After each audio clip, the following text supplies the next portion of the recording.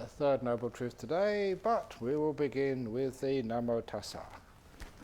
A 1, a 2, a 1, 2, 3, 4. Namo Tassa Bhagavato Arahato Samma Sambuddhassa. Namo Tassa Bhagavato Arahato Samma Sambuddhassa.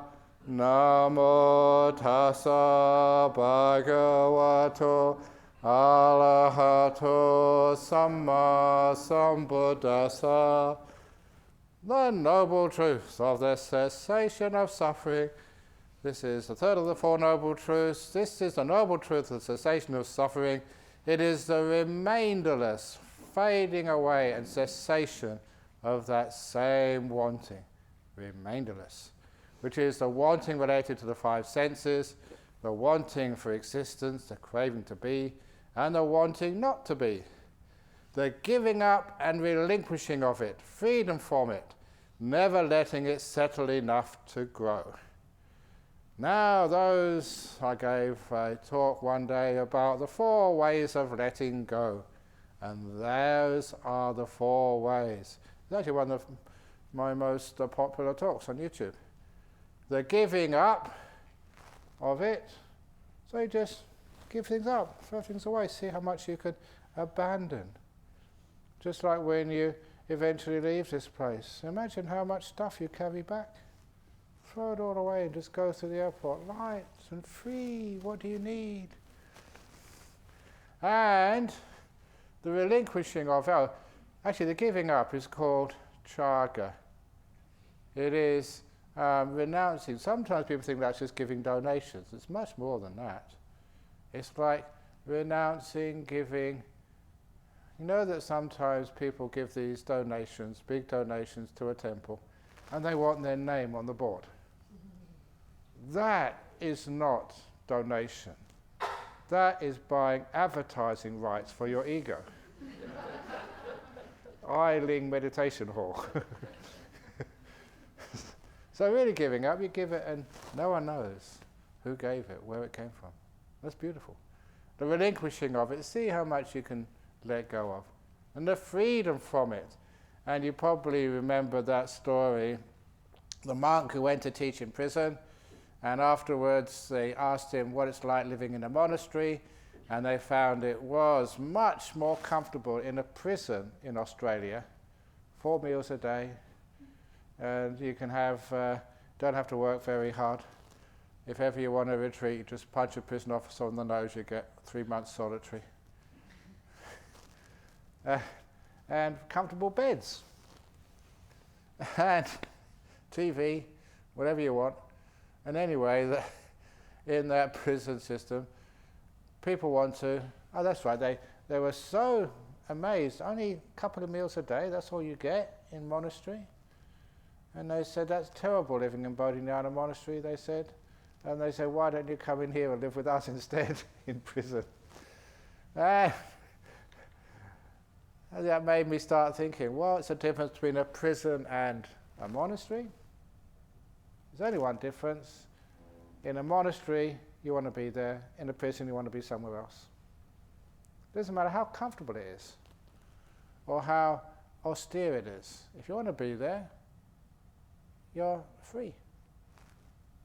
So, in your meditation, do you want to be here or do you want to be in jhana? If you want to be somewhere else, wherever else is, then you're in prison. So freedom is just happy to be here, wherever here happens to be. Then you're free. It's a cessation of wanting. And never letting it settle enough to grow. Because when you start wanting things, you get eventually like addictions to them. The actual word is alaya, and that's the where we know that by Himalaya. Hima is snow. It's where the snows settle on those big mountains in India. And if you go, not many people go there, towards the northeast of India, far east of India, you get to the state of Meghalaya. And Megha is clouds. It's where the clouds settle, up in that state in northern India, northeast India. So Alaya is where you find the places where things can settle. So those are the four ways of letting go. You give up chaga, giving up expecting nothing in return. So you give dana, but you don't expect something back in return. You know that once, confession, I received a bottle of Johnny Walker whiskey. You know why? It was hidden in the bottom of a bucket of so many other requisites. Thai people, they'd given lots and lots of toothpaste, soap and stuff in a big bucket.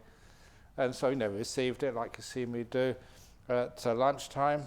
And I sent it down with the Anagarikas, people in white, and they came back afterwards with a big smirk on their face. Ajahn Brahm, you just received this. The bottle of Johnny Walker. They hid it inside. And the reason they did that, because it was in memory of their father who passed away. And they have this tradition that whatever you give to a monk, then that's what your deceased father or grandfather will get in heaven. So you understand where they're coming from. And just like years ago, someone gave me some durian, and I didn't really fancy it that day. So I passed it down, and I got complaints. Ajahn Brahm didn't take my durian. That means I can't have durian when I go to heaven. That's not how it works. You give, expecting nothing back in return. Not forget something, but to give. And anyway, you don't have to do that up in heaven anyway, because now they have credit cards up in heaven. So you just make some merits, and then they can get credit on their card, and they can buy whatever they want. That's what sometimes I say, just to make people more understanding. Anyway, wherever in the world is anything agreeable and pleasurable, there the cessation of wanting comes about. So you don't just cease wanting by going to an ascetic place. It's just where there's pleasurable things and unpleasurable things.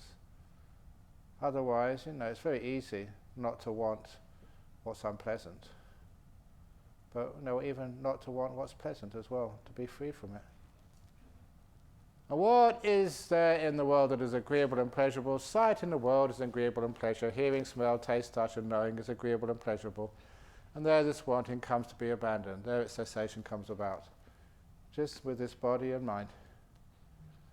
Whatever spiritual seekers in the past regarded pleasant and agreeable things in the world as impermanent, suffering and non-self. Regarded pleasant and agreeable things as impermanent and therefore suffering. You can't hold on to them. As non-self, as an affliction, as fearful. They abandon wanting. At first it feels like it's going to be good fun, but it's dangerous. You get addicted to it. It's just like going to a shop.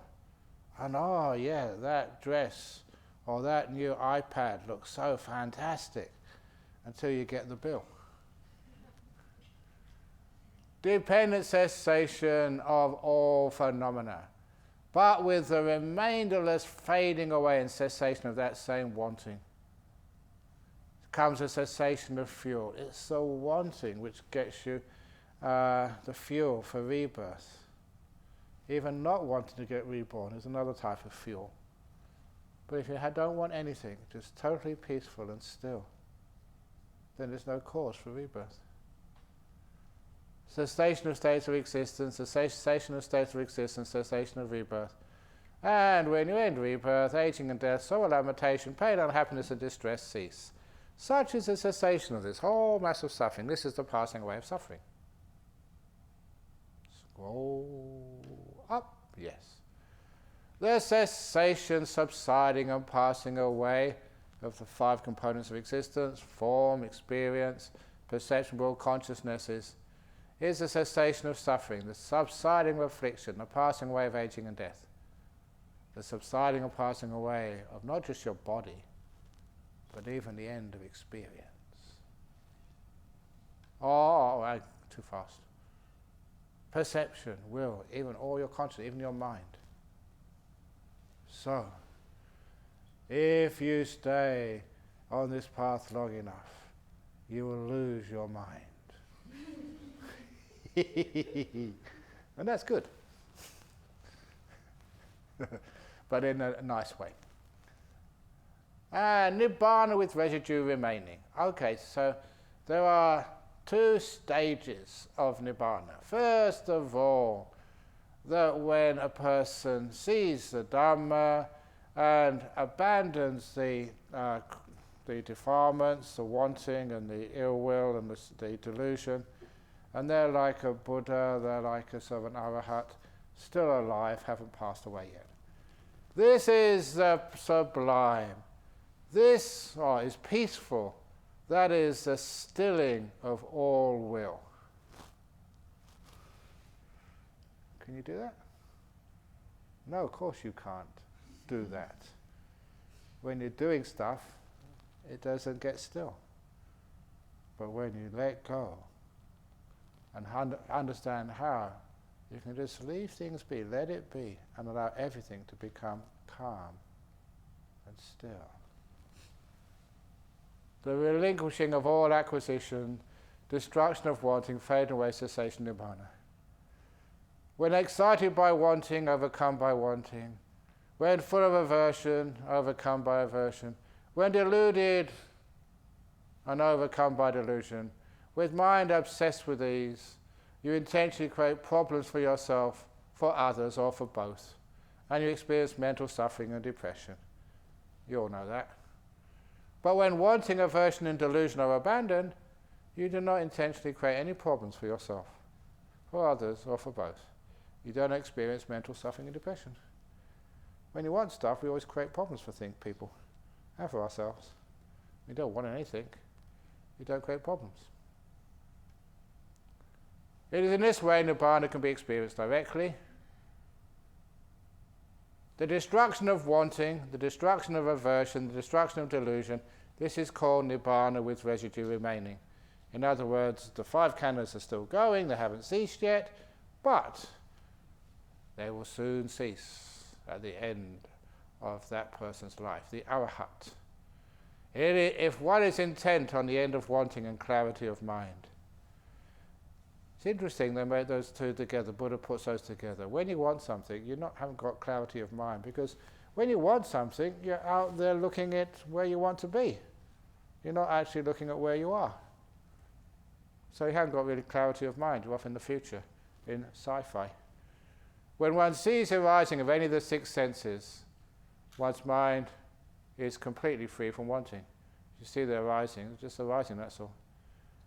For one of peaceful mind, one completely liberated, there's nothing further to be done, no need to increase what has been done. As a stone mountain, one solid mass, is not stirred by the wind, so no sights, sounds, odours, tastes, touches or mind objects, desirable or undesirable, stir the stability of the mind. This mind is steady and freed, and you witness the vanishing of the mind when it's really solid.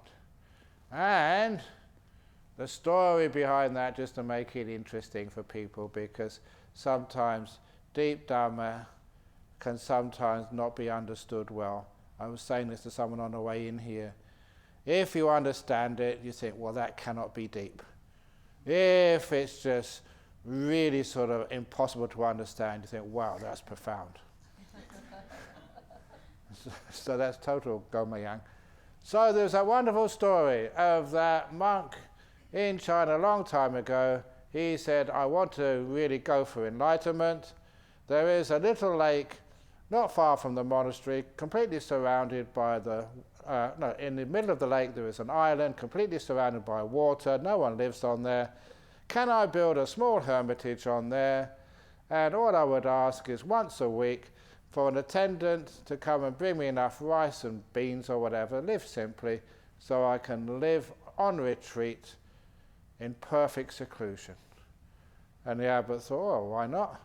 So he built himself a very simple hut in the middle of the lake, and once a week an attendant would row over and bring him supplies. If he needed anything special, then he would write it on a note and the attendant would bring it for him next week.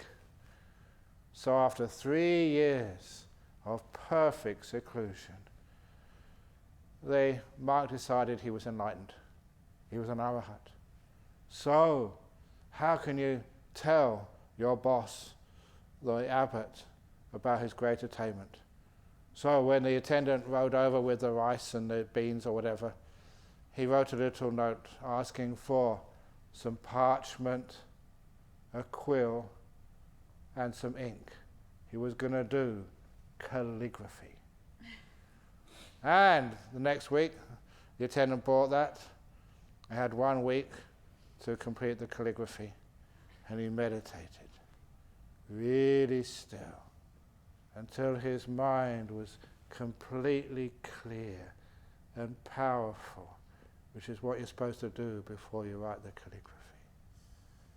Let go of everything you've ever been told, and just let the brush flow.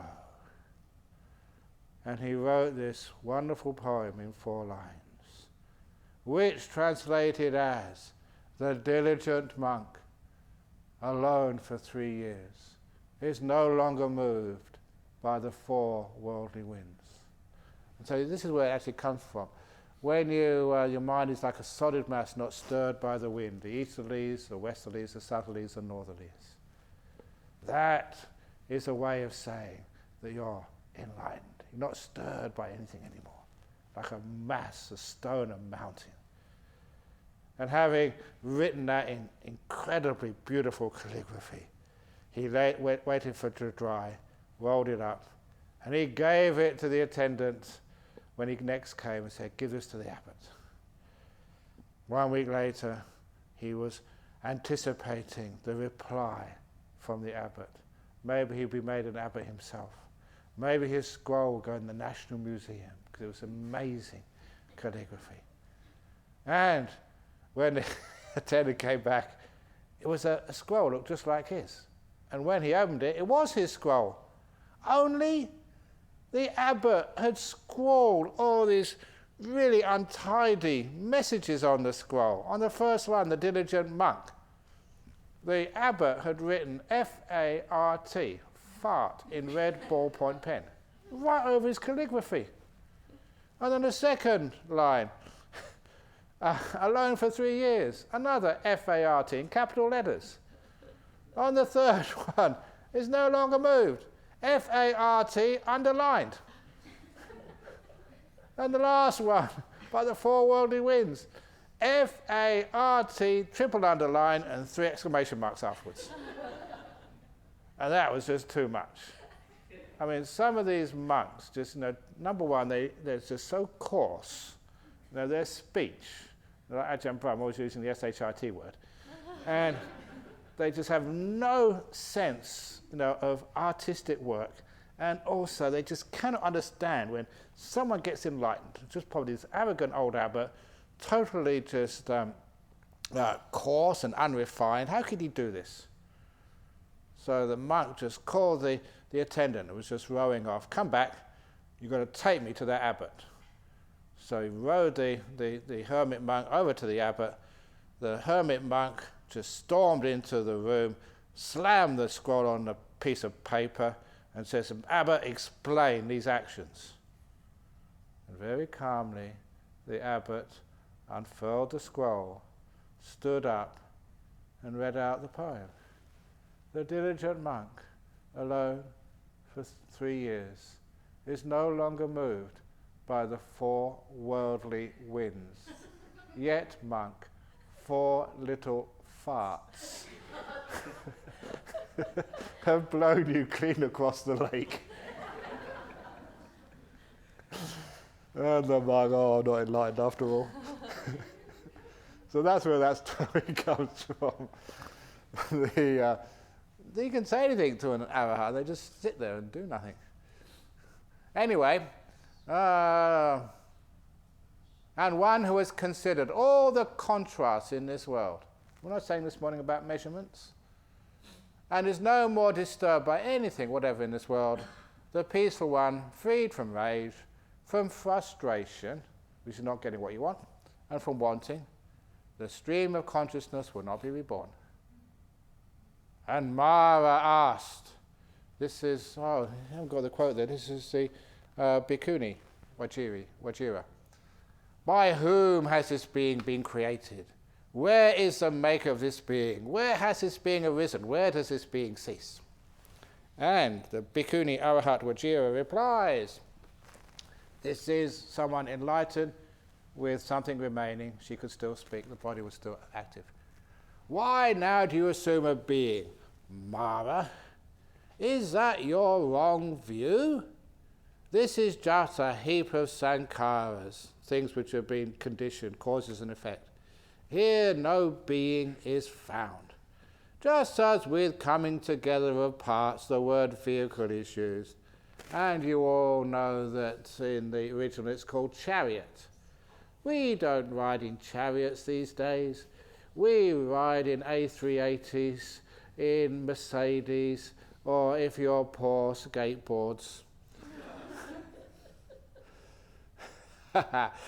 So when the 5 components of existence exist, well, then there is a conventional term of being. But it is only dukkha, suffering, that comes to be. It is dukkha that stands and dukkha that passes away, falls away. Nothing but dukkha comes to be, nothing but dukkha ceases. Now that is the experience of an arahat. And based on that, well, I'll just give away all my tricks now. You know that sometimes people say that, they understand the Dhamma? And one of my trick questions is, okay, I'm giving it all away now, so anyway. I asked them, does an arahat suffer? Does an arahat, enlightened being, experience dukkha?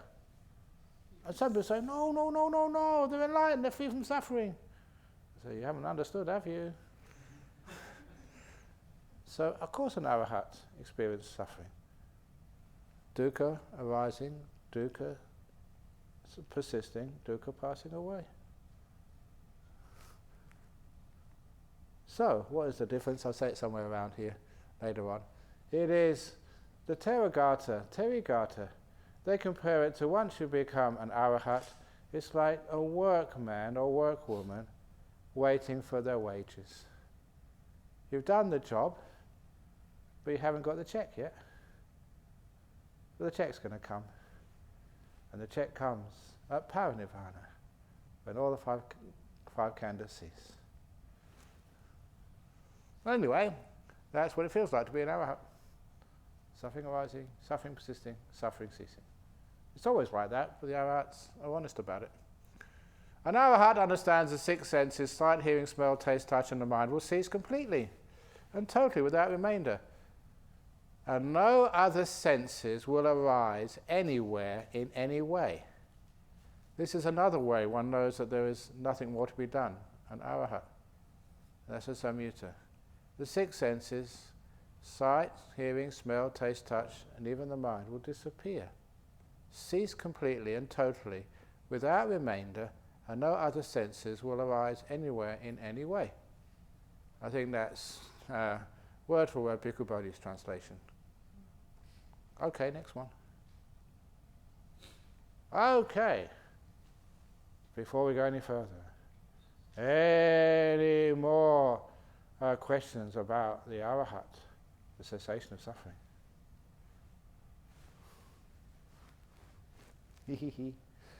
Okay, one thing I didn't put in here, it's probably somewhere else.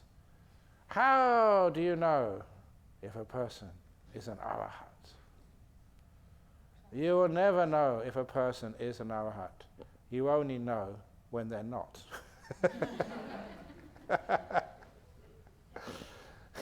Because sometimes they can fool you.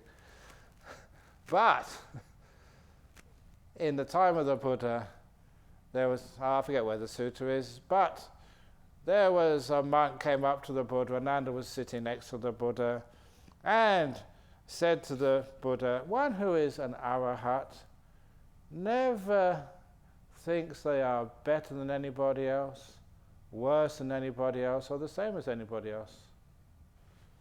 And the Buddha said, yeah, correct. And it just happened, another monk came up a few minutes later and said, a person who's an arahat never thinks they're better, worse, or the same as others. Yeah, correct. And the Buddha turned to Ananda and said, those were two arahats telling me that they've become arahats. They've ended suffering. It's never a badge of honor. You never think, I am an arahat. I should be giving this teaching today, not that stupid Ajahn Brahm. You never think you're better. I never think, oh, I'm a miserable sinner, I'm terrible, why should I? Oh, I've done really bad things that I got reordained. I must have done some very, very bad karma that I got reborn in England, a cold country, with no Buddhism. I just was very fortunate to find Buddha. It would be much better if I was born in a Buddhist country. No, you never think you're worse, and you never think you're the same. The idea of fitting in. You find two trees in the forest which are exactly the same. Impossible. Even twins. Every now and again, people bring twins to the monastery, and the mother understands the difference. They know who's who. But I can't tell the difference between either of them. Remember, I haven't seen him for a while, this Irish man who was a member of our Buddhist society, and he brought his twin brother in once. And they were just, Irish sense of humour, they were just playing around like Noah's business. I didn't know who was who.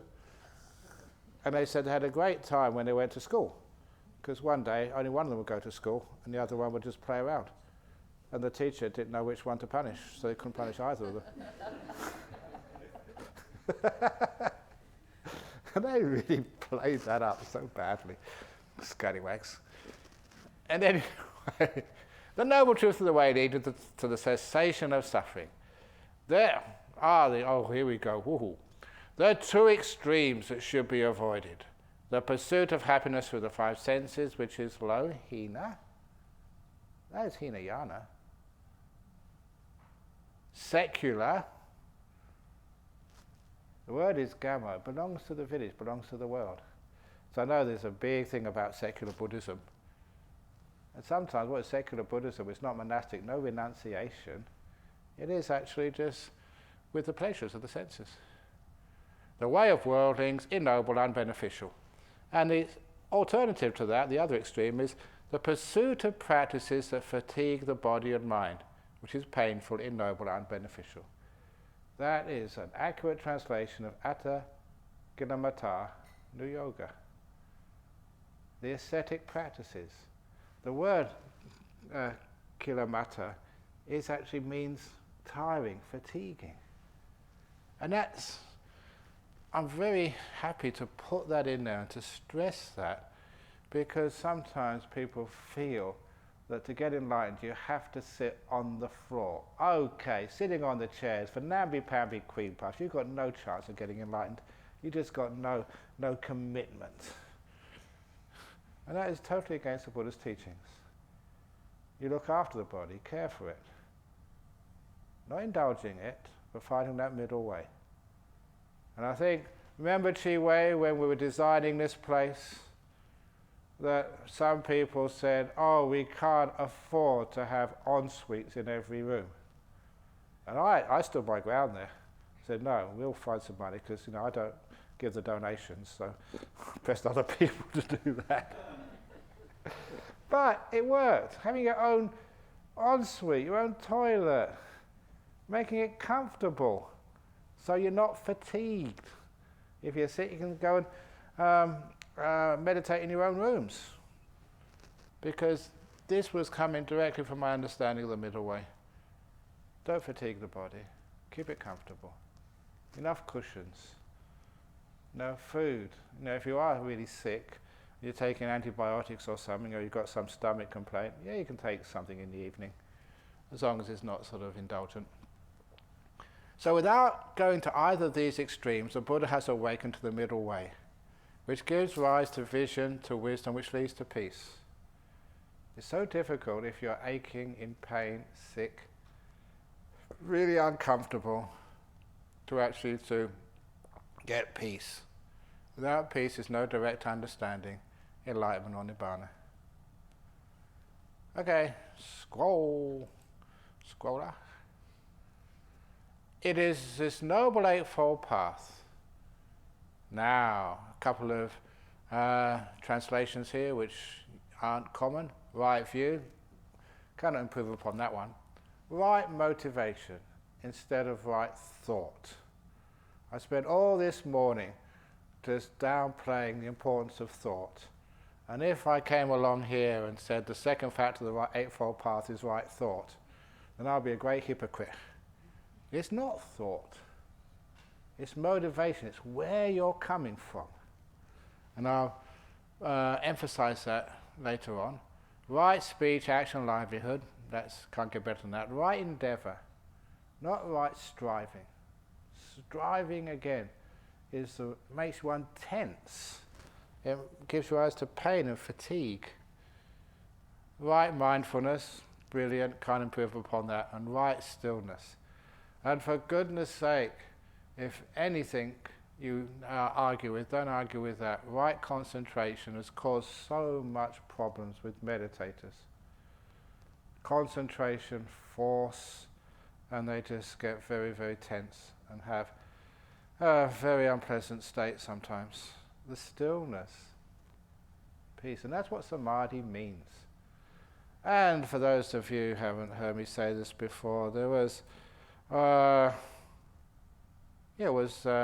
Jun Pan. She was a professor, was at Stanford, who came here. Used to come here for the rains retreats for a while. And when she heard me saying this, she checked in the Chinese versions, the agamas, samadhi. And she said, well, that's what it says in the Chinese translations. Samadhi is never translated as concentration, it's always stillness. And that is the Eightfold Path. Now, before I go further, you can see that there is a progression there. When you have right view, then the motivation becomes correct. You find later on right motivation is making peace, being kind, being gentle. The three sankappas. And you know it's motivation because it's where it's coming from. You're coming from the idea of renouncing, letting go, from kindness, from gentleness. You do that because your view, you understand the plan. And because you have renouncing, being kind, being gentle, of course all your actions will be in accordance with that. You're gentle, kind, not to get things, but to let go of things. So, there's no stealing or lying, and there's it's giving up stuff. And then right speech, action, livelihood come into mind, and right endeavor. Motivation is the action where it's coming from. The endeavor is where it's going to. Where it's trying to get to. So, and the right endeavor is basically weakening what we call the five hindrances. So the five hindrances are what stop you being mindful. Sometime I'll talk more about mindfulness, or maybe tomorrow might be a good time. Mindfulness is such a common word that hardly anyone really understands it. Sometimes everyone is mindful, even a drunk is mindful. They find their way home somewhere, somehow. So they have some awareness, only it's very, very, very small awareness. And that now you are reasonably aware. But there are times when you have really powerful meditation, you are super aware. And that sign of that is, you can see so much just in the bamboo floor in front of you. So many different colors. So it's like everything is enhanced, even sometimes fluorescent. You see so deeply into things. Your mindfulness is powerful. Like the difference between just finding a way with a little candle, having an ordinary flashlight, and having a huge searchlight in front of you, which illuminates everything. So eventually the right mindfulness is weakened by the hindrances. Now the mindfulness becomes incredibly strong, and it makes the mind very still. You just look at a piece of bamboo for half an hour not moving. Not because you force yourself, It's so interesting. Anyway, that'll come later on. Then is the middle way awakened by the Buddha, which gives rise to vision, to wisdom, leads to peace, direct understanding, to enlightenment, nirvana. The pursuit of pleasure that is linked to the five senses, low, secular, coarse, ignoble, unbeneficial, is a state beset by suffering, frustration, despair, and fever. It is the wrong way. Yeah, I mean, you can go and search for happiness and for pleasure, but it's so frustrating sometimes.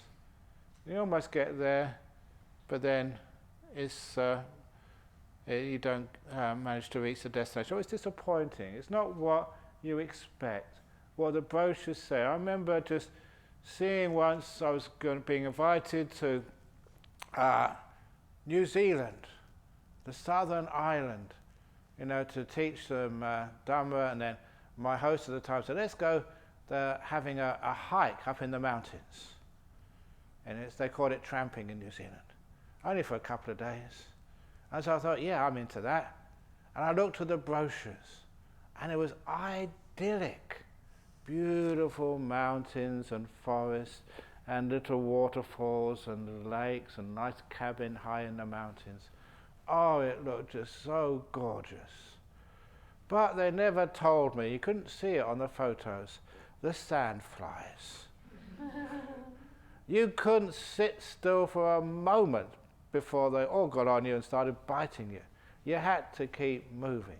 And we did have some repellent, but it was hot and you were exercising up and down these mountains, so you were sweating, and so the sweat rubbed off or dissolved all of the repellent, and the sandflies were up on you again. The sandflies were so small you couldn't take pictures of them. So what looked idyllic? Beautiful mountains, blooming sandflies. It's amazing that Mara always gets in there somewhere to spoil it. And anyway, that's the nature of the five senses. Frustration, despair, and fever, and it's the wrong way. But you almost get there. It's almost beautiful. It's almost paradise. The other story I read a long time ago, there was a gentleman, I think in about 1920, in the roaring 20s, when the stock market in the United States was soaring and everyone was making a lot of money. And this fellow, instead of partying, he just cashed in all his money and said, why do I have to live in the United States? I have the whole world. So he went to the libraries and did research on the most idyllic place to live in the world. The nice climate, plenty of food, stable society, where he could live in paradise to the end of his life. And so he looked on the maps, he researched in all of the libraries, and he came across this idyllic island in the Pacific, in the Solomon Island group, which no one had ever heard of before. It was called Guadalcanal. And he built a beautiful home there, idyllic peace, until the Second World War started. And 2 major battles happened in his idyllic, peaceful paradise. He happened to survive, fortunately. But he tried to find the most peaceful place in the whole world. And it happened to be a battleground. No one could predict that. That's a problem, Mara. You try and find paradise, do all your research, and something always goes wrong. Anyway, pursuit of pleasure that is linked to the five senses is the wrong way. And disengagement from the pursuit of pleasure that is linked to the five senses. Remember I mentioned this morning about engagement into the movie? You get pulled in to it. You disengage, stand back.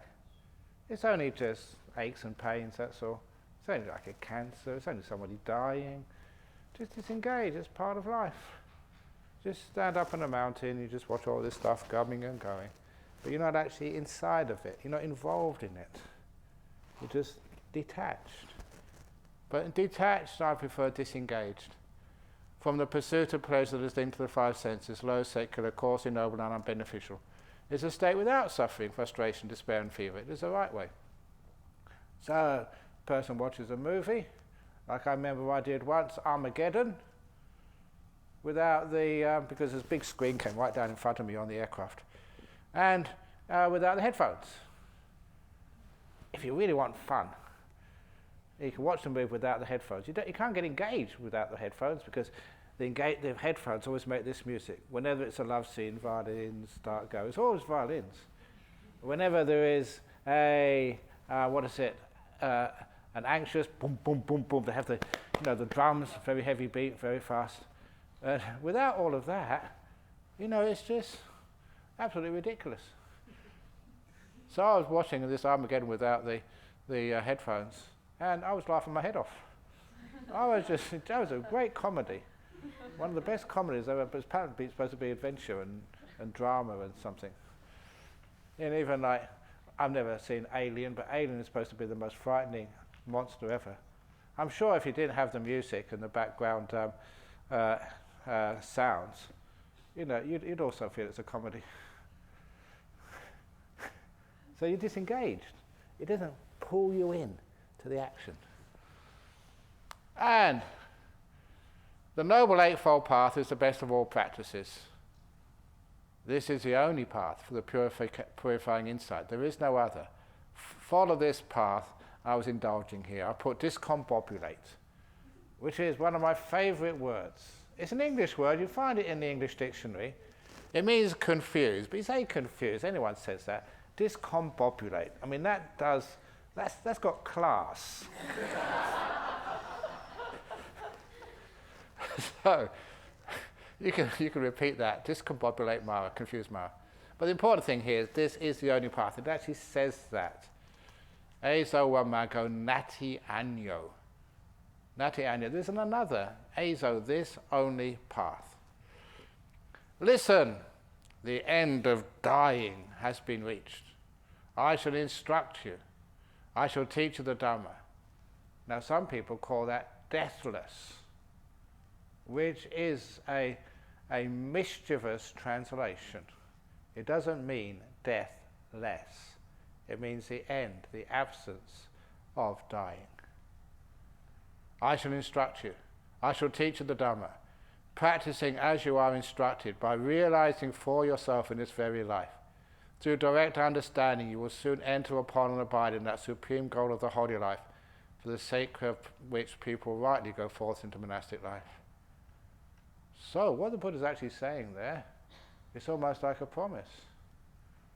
Not just, for monastics, lay people too. If you listen carefully and understand what he's saying, the Buddha's promising that you will at least become a stream winner. Listen carefully. It's a marvelous promise. So, any questions about that one before we go into... Now in this theme, we go into one by one the factors of the Eightfold Path. Starting from right view. Okay, any questions yet? What is right view? Oh, it's coming. Yes, here it is. This is your answer. So when the Buddha says soon enter, does that mean in a couple of lifetimes? Oh, In a couple of days? in soon, sometimes that when you have like thousands of eons, it changes the whole template of what soon means. If you've only got 9 days on this retreat, then soon can't come soon enough. But when you look in terms of lifetimes, thousands of years, or like the age of the universe, what is it? I think about 200 or 300,000 million years. So what's a couple of days? What's 10 days?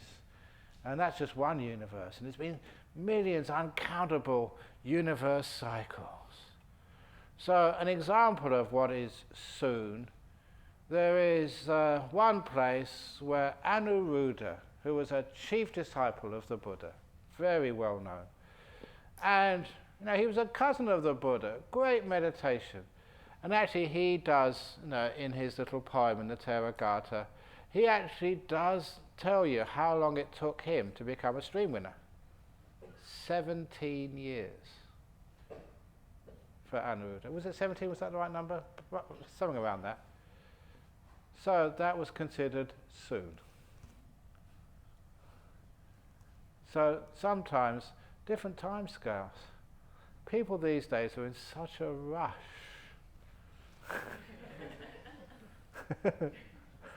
So you do all the courses. How long does it take to plant a tree?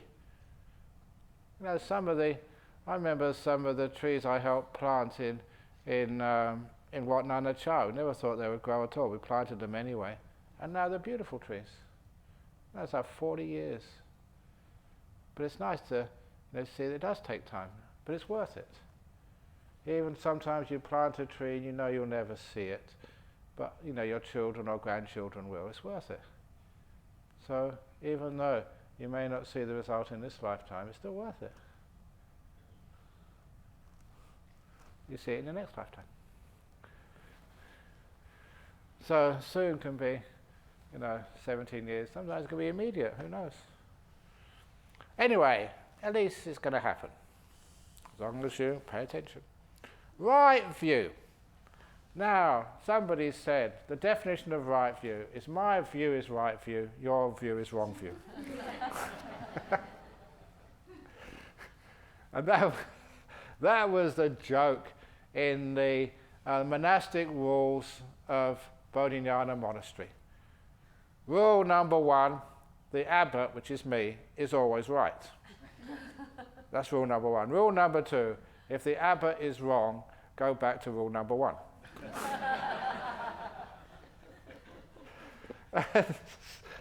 For some people, you probably have a boss at work who's like that. But that's nothing to do with right view or wrong view. That's conceit and arrogance. So, this is what the Buddha said. After my parinibbana, that's when the Buddha passes away without any remainder, some will think that the Dhamma has ended and you no longer have a teacher, like an authority, like a pope, somebody who you can go to and say, this is right and this is wrong. You won't have a teacher. That is wrong. After the Buddha's parinibbana, the Dhamma and the Vinaya will be your teacher. So he said that is the authority. What has been recorded as the teachings of the Buddha. The Vinaya is like the training. Not just a training for monks and nuns, it means a training, not just a theory, but how you're supposed to do it. Scroll, please. Suppose someone were to say, friends, this is the Buddha's teachings, the Dhamma and the Vinaya, that I heard myself from the Buddha. Then you should check this person's words with the Sutta and the Vinaya. If they agree, then you should conclude that this is the teaching of the Buddha. If it disagrees with the Sutta and the Vinaya, then you should conclude that this person has wrongly understood the teaching of the Buddha. You don't criticize this person over here who's got it wrong. You just say, oh, you've just wrongly understood it. You don't say, you're a heretic, you're an idiot. But you just always criticize the understanding, the actions, never the person.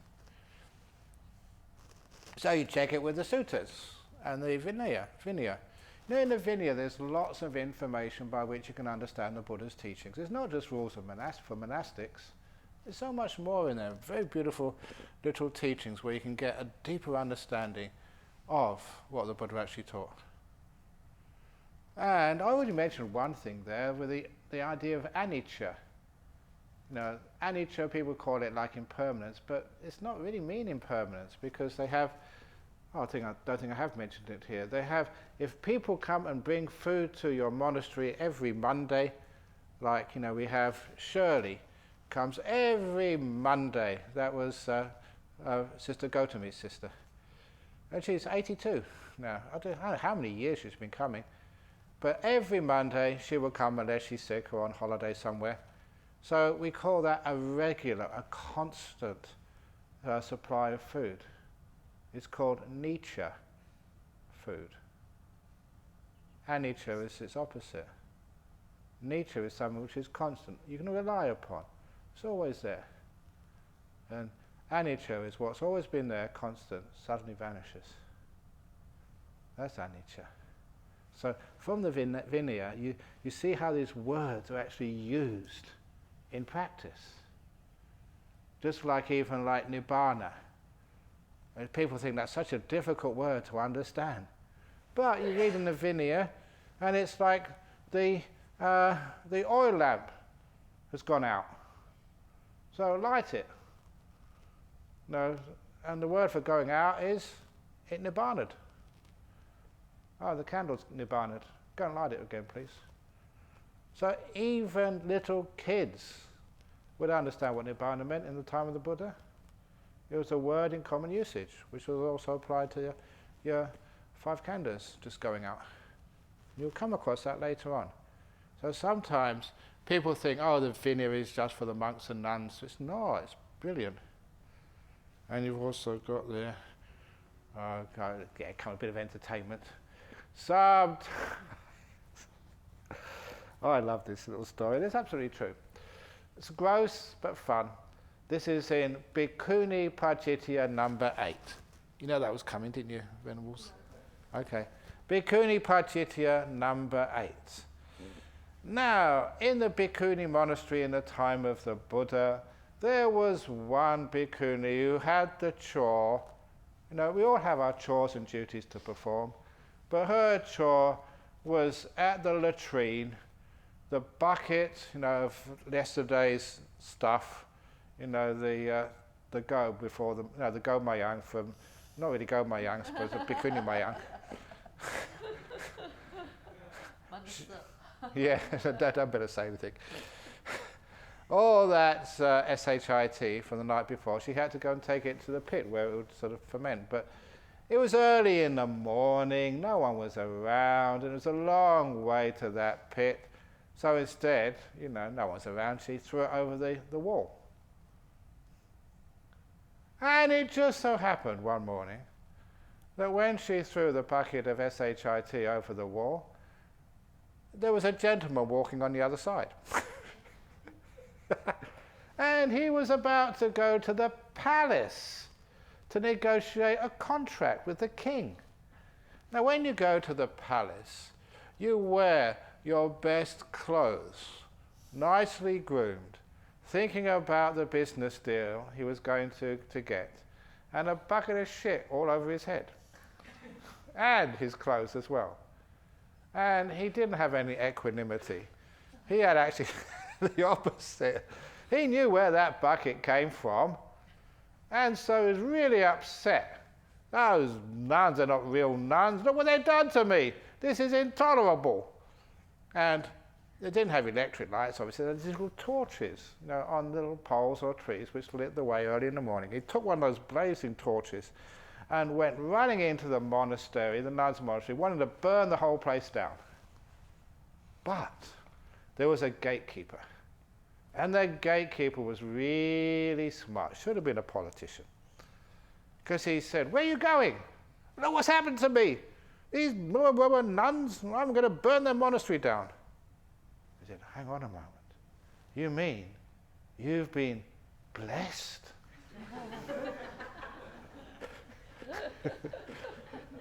Now, many people ask for holy water, but this is something much better and more powerful than that. This actually comes from holy nuns. You are just so lucky. And he said, really? He said, yeah, look, listen. Don't burn the monastery down. Go back home, get washed, and get sort of changed. Go back to the palace. You're going to get good luck today. And he believed that. He went back, got changed, washed, you know, and went back to the palace. And the king gave him a really lucrative contract. And so, you know what business people do? They have their little meetings and breakfasts. And the word got around. If you want to do well in business, forget about chanting or holy water or little medallions. Go and get the real thing.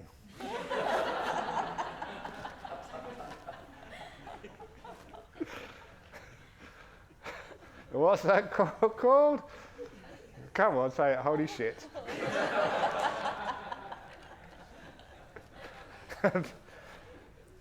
And then Of course, that got around to the Buddha eventually, so the Buddha called the nuns over and said, "You're really lucky that you had a gatekeeper who, could, sell water by the river, sell ice cream to Eskimos. So you are just so lucky." But then he said, "I will now make a rule." So the 8th Pajitya rule for nuns is any nun who throws a bucket of shit over the monastery wall has an offence of Pajitya. You're not allowed to do that. That's one of the rules which I'm sure you remember. Have you broken that one yet? Not lately. So sometimes people think that there's no humour in Buddhism, but when I tell that, so you have a look at it, it's there. 8th Pajitya of the Bhikkhuni Patimokkha. Anyway, where were we? Okay. Only for the nuns? No, well, you can do that, but be careful. No. Because yours will not be blessed. It's not in the monks. No, it's in the monks. The monks wouldn't do that because the monks' stuff hasn't got as much power.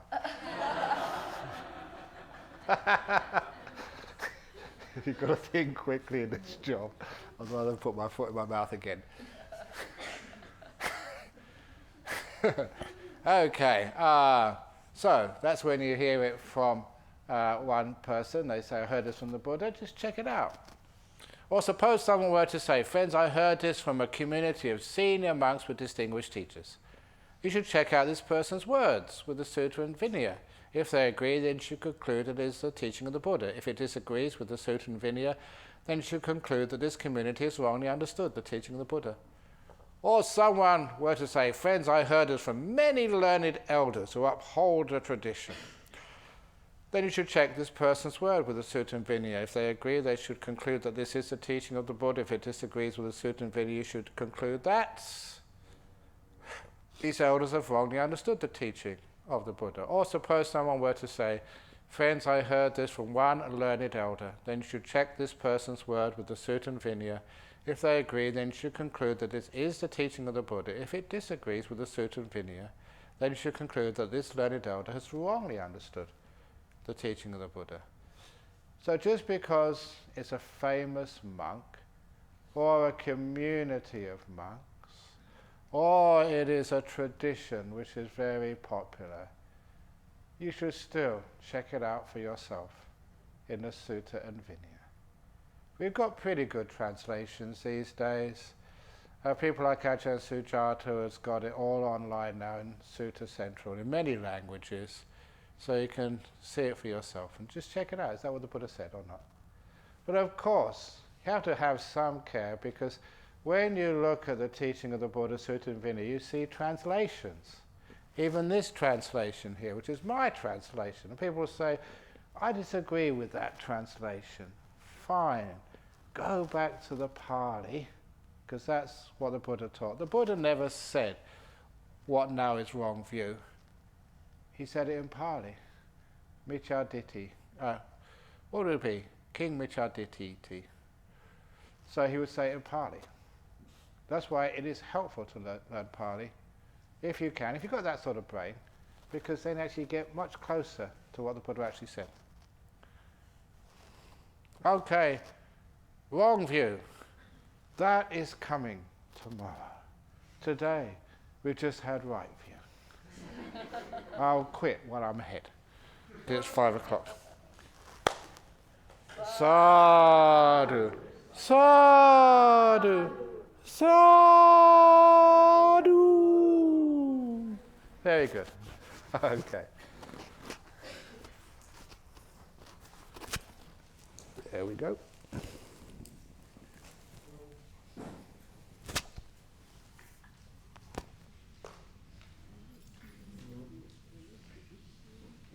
Oh yes. Okay. Okay. Invoice and we got. Oh yeah. Okay. See if we have what's last year. No, we can. Oh, I just send it into town. There's your job. I should do it. Okay. Wait. What do you want it by?